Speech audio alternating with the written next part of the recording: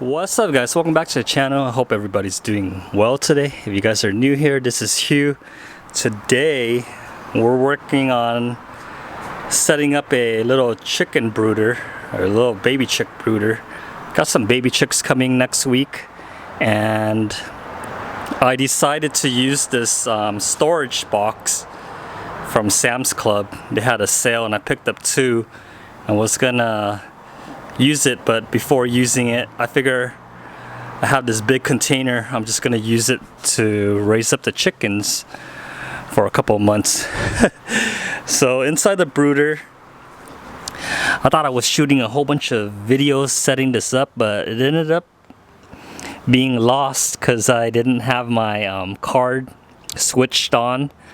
The card was switched to copy protected or write protected, so this whole time I thought I was doing a video on how to set this up step by step. It wasn't recording anything. So this is the brooder. I'm just going to give you a little summary. This is the brooder. This is a 165 gallon container, storage container, made of resin for outside storage. But inside I got pine shavings for the litter. I picked it up at Walmart.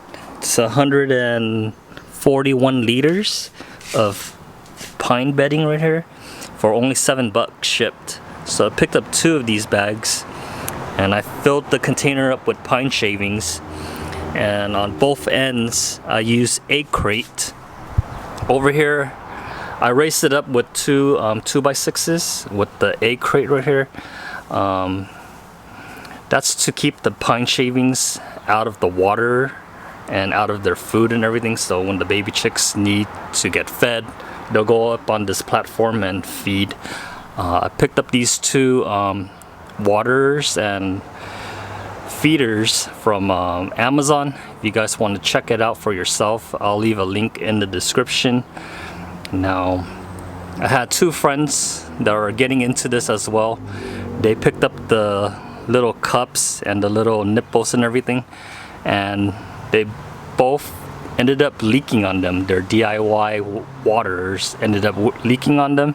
So I decided just to spend a little money and just get the two containers and have it all set without me tinkering with too much. The water, it came with two cups. It also came with two nipples. You decide on what you want to use. They have little brackets that you can hang up to wood post, or use these little hooks so you can hang it up to your chicken netting. Now, I used the cups right here, and I filled it up with water and tested it and everything. It doesn't leak at all. It's pretty easy to assemble. The holes are already pre-drilled, and all you do is stick it through and have a rubber gasket on the outside right here. You can see, and a wing nut that you just tighten everything up. And setting it up was very easy within 2 minutes. And over here is the feeder. It's a no waste feeder. It has two ports, one on this side and the other on the other end right there, so the chicks or the chickens can feed off of it. It forces the chicken's head to go into the hole and kind of peck the food, so they don't kind of spill all of their food onto the ground and things like that. Now with the chicks, I think this is a little too big in the beginning. I'm just going to use a simple dish in this general area for them to feed, but within a month or so they should know how to feed out of that hole. And this thing gives me the ability to add 10 pounds at a time, so I wouldn't have to worry about filling up the feed often, filling up the water and the feed often. Now the bedding's all across, and then on this end right here I used egg crate once again to raise up everything. Now I was researching on how to keep the chicks warm and everything.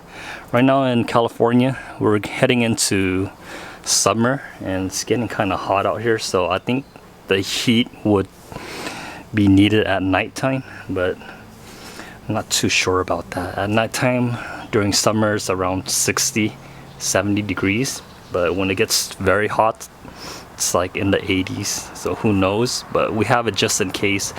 I did a little research. Usually people use the red light bulbs, and that's a big fire hazard, and it takes like 250 watts, and to control the temperature you kind of raise it up and down.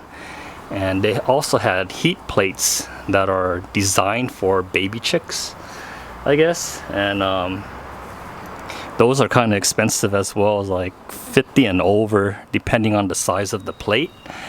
Now I was like doing a lot of research, and I noticed people using heat pads that are used by human beings to keep warm and things like that, and they just kind of left it outside, and the chicks kind of run in and out of the pad. Well, I kind of went a different route.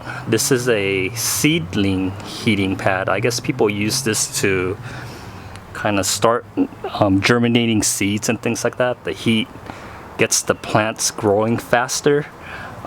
This thing gets up to 104 degrees after 30 minutes, and I know the chicks, they need like 90 something degrees. I'll be coupling this heating pad with an Inkbird. You guys are from reefing community. We use this to kind of control the temperatures of the reef and everything. It'll have a probe. I'll have a probe down there to kind of monitor the heat, and this thing would turn this pad on and off and kind of regulate the temperature. There's a whole chart with what temperature you should have the heating set at what week.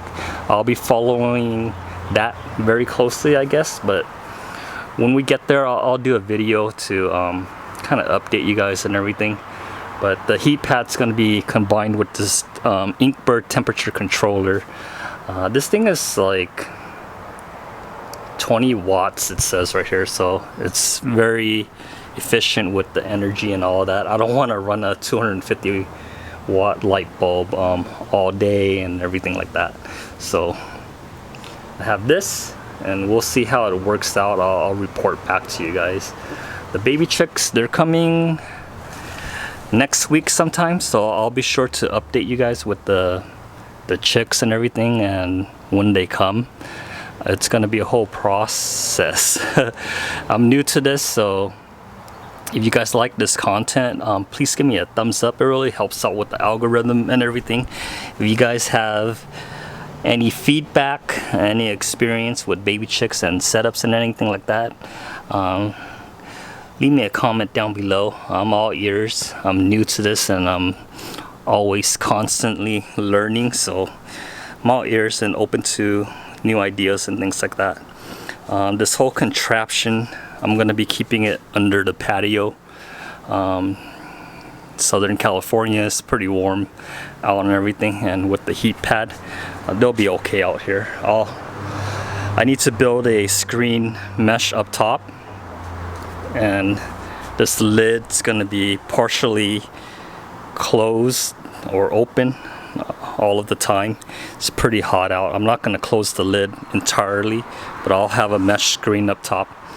But yeah guys, chicks coming next week. Be sure to check out the channel here and there. I'll be posting new videos. Until then, I'll catch you guys on the next one. Bye.